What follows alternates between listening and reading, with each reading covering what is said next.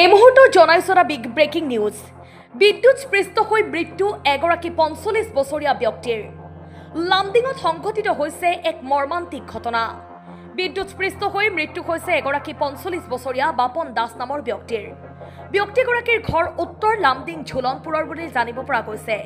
মন্দিৰৰ লাইট লগাবলৈ গৈ ব্যক্তিগৰাকীৰ বিদ্যুৎস্পৃষ্ট হৈ মৃত্যুমুখত পৰিবলগীয়া হয়।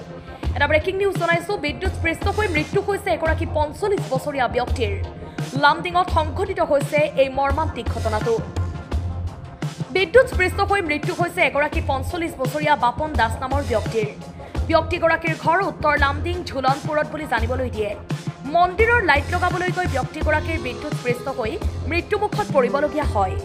মানুহটো মানে ভাল মানুহ আছিলে, মানে আমি গম পাইছোঁ এতিয়া মানে মানুহটো মানে মন্দিৰত কিবা এটা বাল্ব লগাবৰ কাৰণে মানে বিদ্যুৎস্পৃষ্ট হৈ মানে শ্বৰ্ট খাই মানে এতিয়া মানে মানুহটো প্ৰাণ হেৰুৱালে।